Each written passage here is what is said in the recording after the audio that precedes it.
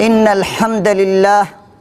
نحمده ونشكره ونستعين به ونستهديه ونعوذ بالله من شرور أنفسنا ومن سيئات أعمالنا. من يهده الله فهو المهتد ومن يضلل فلن تجد له وليا مرشدا. ونشهد أن لا إله إلا الله وحده لا شريك له، ونشهد أن سيدنا وحبيبنا محمدا رسول الله أدى الأمانة وبلغ الرسالة ونصح الأمة، ونحن على ذلك من الشاهدين. أوصيكم عباد الله بتقوى الله وطاعته ولزوم أوامره وكثرة مخافته، فإن التقوى شعار المؤمنين ودثار المتقين، ووصية الله في وفيكم وفي الخلق أجمعين. يا أيها الذين آمنوا اتقوا الله حق تقاته ولا تموتن إلا وأنتم مسلمون. يا أيها الناس اتقوا ربكم الذي خلقكم من نفس واحدة وخلق منها زوجها وبث منهما رجالا كثيرا ونساء، واتقوا الله الذي تساءلون به والأرحام إن الله كان عليكم رقيبا. يا أيها الذين آمنوا اتقوا الله وقولوا قولا سديدا يصلح لكم أعمالكم ويغفر لكم ذنوبكم، ومن يطع الله ورسوله فقد فاز فوزا عظيما. أما بعد، قال الله سبحانه وتعالى في كتابه العزيز: أعوذ بالله من الشيطان الرجيم: وإذا ناديتم إلى الصلاة اتخذوها هزوا ولعبا ذلك بأنهم قوم لا يعقلون. وقال رسول الله صلى الله تعالى عليه وسلم: من سن في الإسلام سنة حسنة فله أجرها وأجر من عمل بها من بعده من غير أن ينقص من أجورهم شيء. رواه إمام مسلم عن جابر بن عبد الله. إخوة الإيمان، أيها المسلمون، نود أن نتكلم اليوم عن سنن الصلاة بعدما تكلمنا عن فضل الصلاة وعن شروطها وأركانها. من سنن الصلاة الأذان، هو سنة مؤكدة للصلاة المفروضة، وجواب الأذان أيضا يسن لسامع الأذان أن يقول كما يقول المؤذن. والإقامة هي أيضا سنة مؤكدة للصلاة المفروضة، والدعاء الاستفتاح أيضا سنة، وسورة من سور القرآن بعد الفاتحة أو بعض الآيات أيضا سنة. مسلمانانی بەڕێز، سەلامی خوای گەورەتان لەسەر بێت. دوای حەمد و ثەنا بۆ خودای میهرەبان و ناردنی درود و سەلام بۆ سەرگیانی پیرۆزی پێغەمبەری پێشەوە محەممەد المستەفا صلی الله تعالی عليه وسلم. خۆشحاڵین بە خزمەتی ئێوەی بەڕێز گەیشتینەوە، بە ئومێدی ئەوەی خوای گەورە بەختەوەرمان کە لە هەردوو دنیا سعادەتی دنیا و قیامەتمان بەنسیب بکات و لە گوناحەکانمان ببووری و خوای گەورە سەرفرازمان کە لە خاتری ناوە پیرۆزەکانی خۆی بە ئومەتی پێغەمبەری خۆشەویستمان حیساب بکات و بە نوری جەمالی خۆی شادمان بکە لە ڕۆژی قیامەت، و خدای گەورە شیفای نەخۆشەکانمان بدات و چارەسەری گرفتەکانمان بکات، و خوای گەورە ئەو مشکلە گەورەیە و ئەو شەڕە نەگریسەشمان لە کۆڵ کاتەوە بە زووترین کات و ڕوح و گیان و ماڵ و سەروەت و سامان و کەڕامەت و حەیای پێشمەرگە ئازیزەکانیشمان بپارێزیتن لە بەرەکانی جەنگ. خوا لە گوناحەکان بیان پارێزی بە دووریان خاتەوە و تاوان و گوناح ئەنجام نەدەن و نەبنەستەمکار بۆ ئەوەی خوای گەورە بە میهرەبانی خۆی بیان پارێزی ئینشاء الله. ئیماندارانی بەڕێز، دوای ئەوەی لەو تارەکانی ڕابردوو لەسەر نوێژ باسی گەورەی نوێژمان کرد کە گوتمان گەورەترین ئەڕکان یان گەورەترین بەندایەتیە کە مرۆڤ بۆ خوای گەورە ئەنجامی دەدات، و باسی ئەوەشمان کرد کە نوێژ چەند گرنگە بۆ ژیانی مرۆڤی مسلمان لە دنیا و لە قیامەت ئەوەشمان بە ئایەت و حەدیث ڕوون کردەوە و بەڵگەی تەواومان هێنا. باسی ئەوەشمان کرد کە هەر نوێژێک مرۆڤی مسلمان ئەنجامی بدا دەبێ هەموو ئەو شەرتانەی تێدا بێنە جێ کە شەرعی خوای گەورە دەست نیشانی کردوون پێش ئەوەی دەست بە نوێژەکەی بکەین. باسی ئەرکانەکانی نوێژشمان کرد لە 18 خاڵ و زیاتر ڕوونمان کردەوە، گوتمان هەر نوێژێک یەکێک لەو ئەرکانانە یان لەو شەرت و مەرجانەی تێدا نێتە جێ نوێژەکە لەوانەیە قبول نەبیت و خوای گەورە لێت وەرنەگری، ئەو کاتەش وەکو کەسێکی نوێژ نەکرد حیساب دەکرێی هەرچەندە هەموو نوێژەکانیشت کردبی. جا ئازیزانم بابەتی ئەوڕۆمان باسی سونەتەکانی نوێژە، ئەو سونەتانەی کە لە پێش نوێژە دەکرێن و ئەو سونەتانەی لە ناو نوێژیشا دەکرێن و ئەو سونەتانەی لە دوای نوێژیشا دەکرێن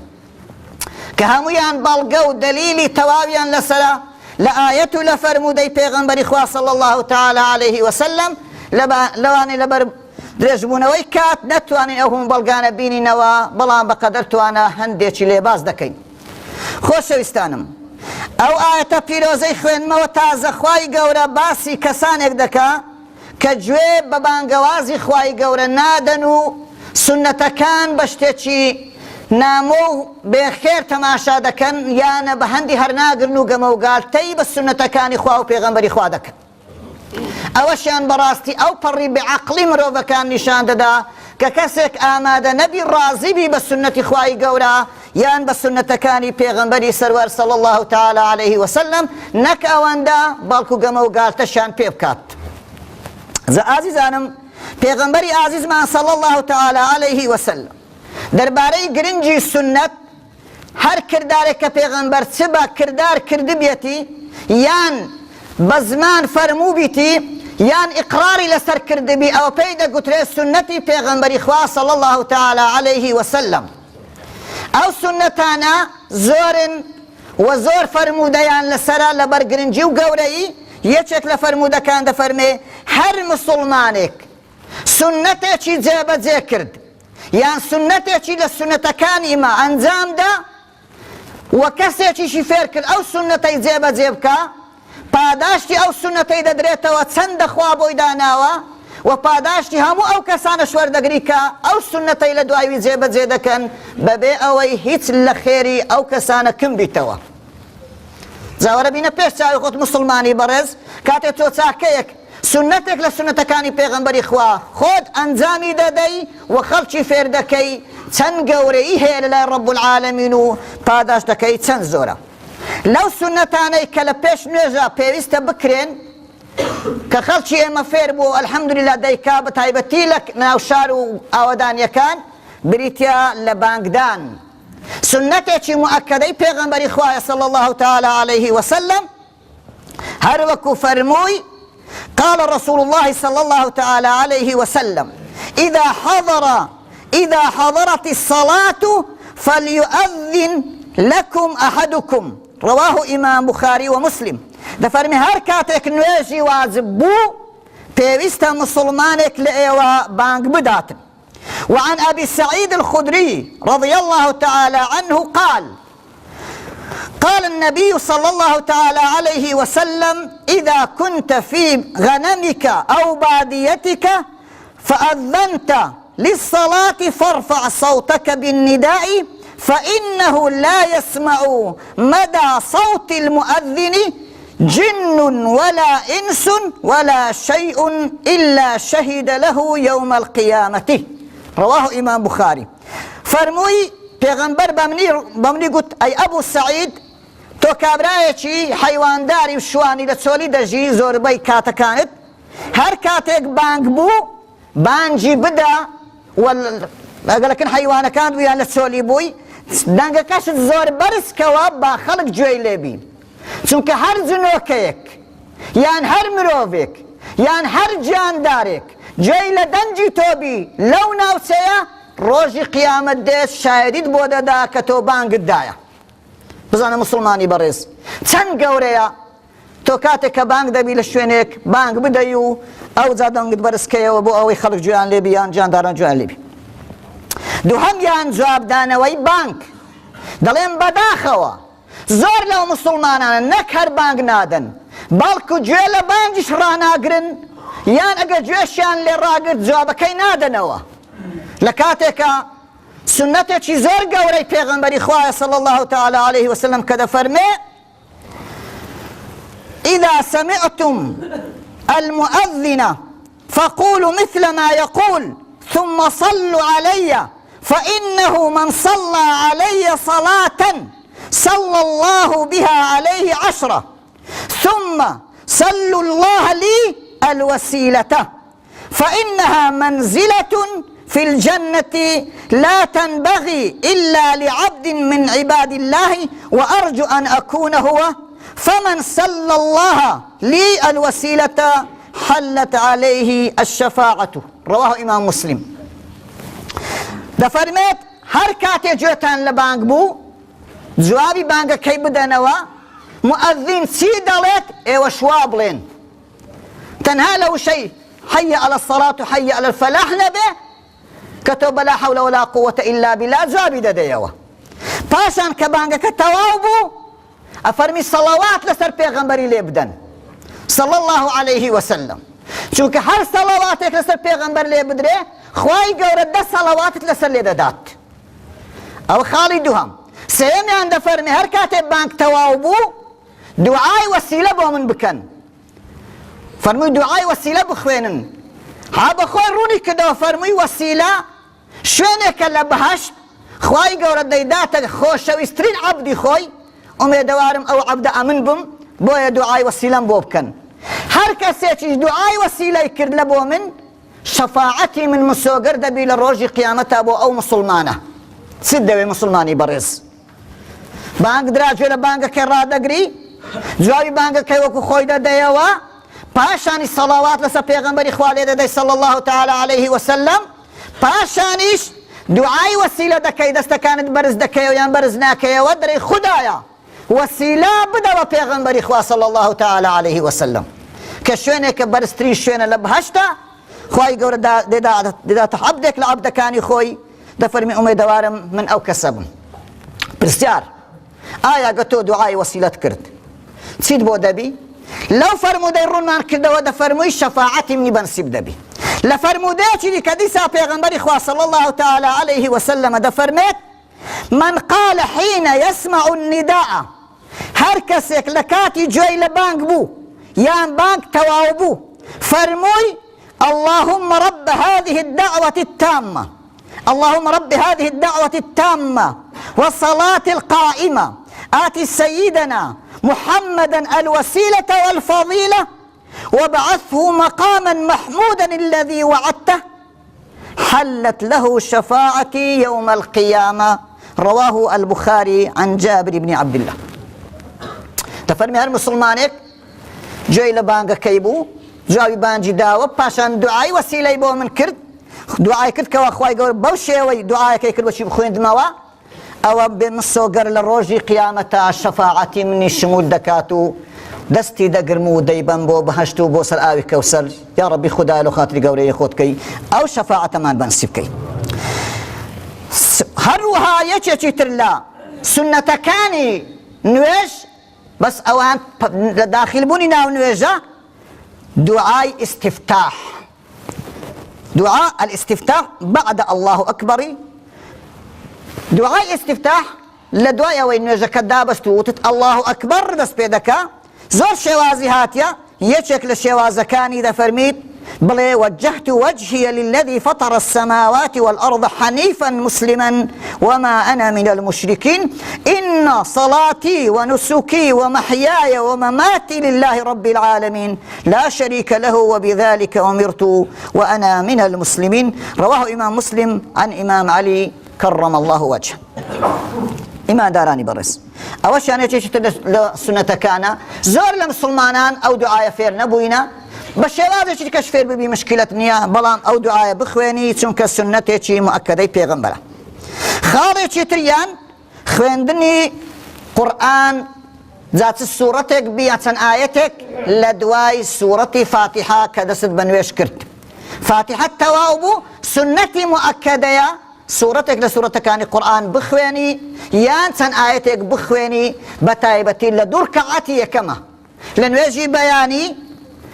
بەس دوو ڕکەعاتە لە هەردووچی دەخوێنی لە نوێژی مەغریب لە دوو ڕکەعات یەکەما دەخوێنی لە نوێژی عەسر و نیوەڕۆ لە هەردوو ڕکەعات یەکەما دەخوێنی لە نوێژەکانی باران بارین و ڕۆژگیران و مانگگیران و جێژنەکانیش لە تەڕاویحیش دەخوێندرێت و هەندێکیان ئەوانەی کە دەکەونە شەوێ و ئەوانەی بە مناسەباتن بە دەنجی بەرز دەخوێنی ئیمام لە هەندێکیشان وەکو نیوەڕۆ و عەسر بەبێ دەنجی دەخوێندرێت هەر دەنگەکەت نایەنیە دەرەوە ئەوەشیان سنەتی مؤکەدەیە کە پێغەمبەری خوا صلی الله تعالی علیه وسلم خوێندوویەتی کە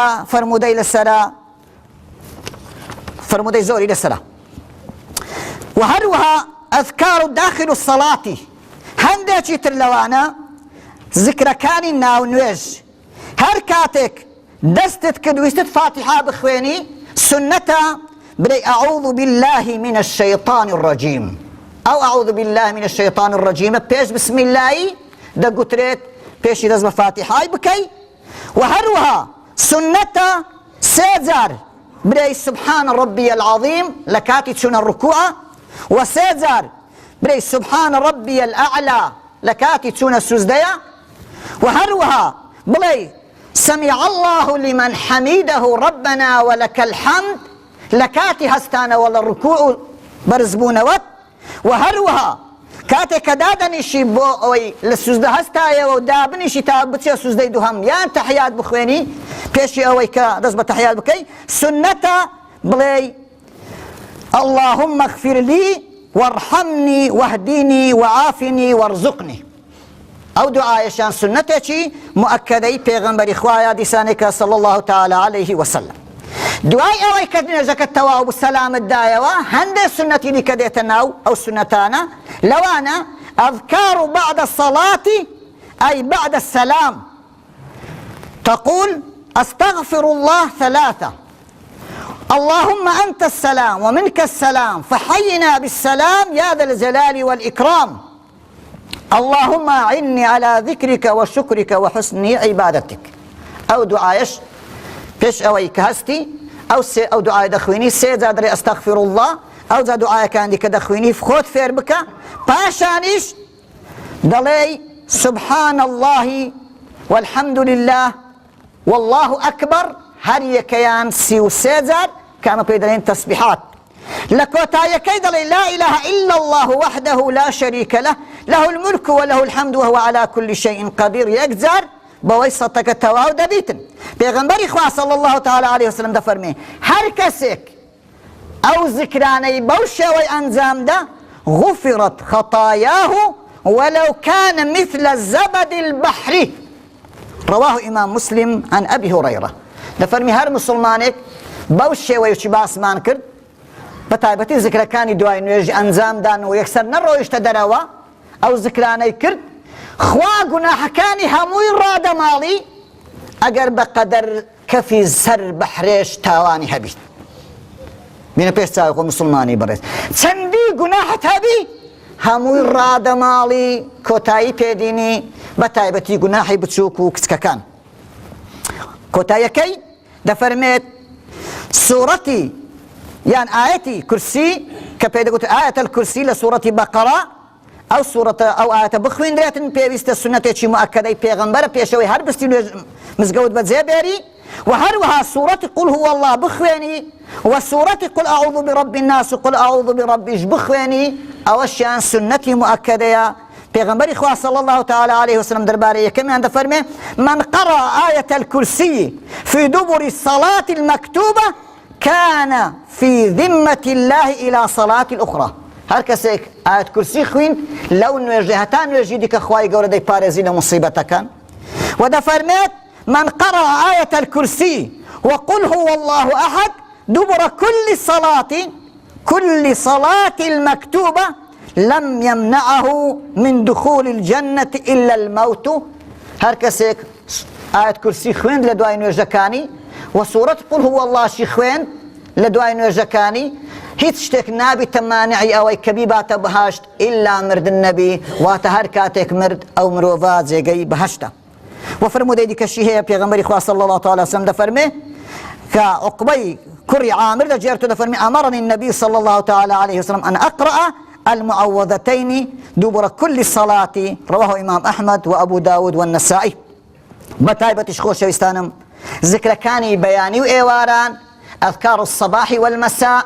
سنة مؤكدة للنبي صلى الله تعالى عليه وسلم. سنتي حرق رنجي پیغمبری خوايا كبياني وإيواران ذكري زوري ديار كردوا لكتابكان آماجي بيكراوا أو ذكران بكين أو كاتي مزقود بزيبيرين وأقر بزيش من هش للرقاء أو ذكران بخوينين أقل الرقاش نبو لمالا وبخوينين أقل مالاوش نبو لسأي شكارة كان من بخوينين واتب حرشي ويقبي هاول بدين أو ذكران ما نفوتين أو سنتانا زيب كين بو أو إخواي قورا نرجع كمان بتواوي لقبول بك چونك أو ذكران أو سنتانا وەکو جوانکاری و تەواوکاری نوێژەکانە چۆن تەشبیه نەبیت و خانێک دروست کرد بیتن بەس بە بلوچی بیت و سەرەکەشی جیرابی باس بە شیش و چیمەنتۆی بنەکەشی بڕەک چیمەنتۆ کرابی فەرقی چەند زۆرە لەگەرەوەی کە ئەو خانە کامل کاشی کرابیتی دیکۆڕاتی بۆ دروست کرابی و جوانکاری بۆ کرابیت و ڕەنگ و ڕوخساری جوانی وە بەدرابیت و کارە باو ئاوێکی جوانی هەبیت و تەنزیمێکی جوانی هەبی قیمەتی چەندەها قات زیاد دەکا نوێژێکی ڕوت و قوتیش بەبێ سنەت وەکو ئەو دیوارە بلۆکەی وایە ئایا لێت قبول دەکرێیان نا لێت دەکردرێیان نا لێت وەردەگیرێیان نا بەڵام ئەگەر بەو شێوەی جوانت کرد و بەو شێوەی ڕازاندتەوە معلوم بزانە خێر و سەواو و پاداشتەکەی دەقات و سەدقاتی زیاد دەکات و پاداشتێکی زۆر گەورە و بێڕادەبەدەری هەیە کە خوای گەورە جەل جەلالوه دیاری کردووە و پێغەمبەری خوا صلی الله تعالی عليه وسلم ئاماژەی پێ کردووە.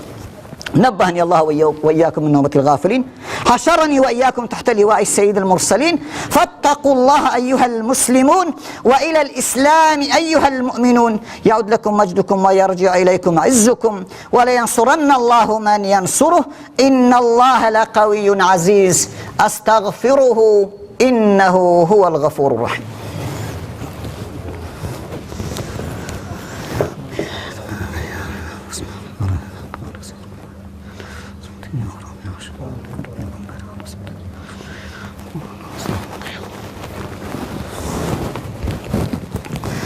إن الحمد لله نحمده ونشكره ونستعين به ونستهديه ونعوذ بالله من شرور أنفسنا ومن سيئات أعمالنا من يهده الله فهو المهتد ومن يضلل فلن تجد له وليا مرشدا ونشهد أن لا إله إلا الله وحده لا شريك له ونشهد أن سيدنا وقائدنا وحبيبنا محمدا رسول الله. أوصيكم عباد الله بتقوى الله وطاعته ولزوم أوامره وكثرة مخافته فإن التقوى شعار المؤمنين ودثار المتقين ووصية الله في وفيكم وفي الخلق أجمعين. أما بعد مسلمانانی بەڕێز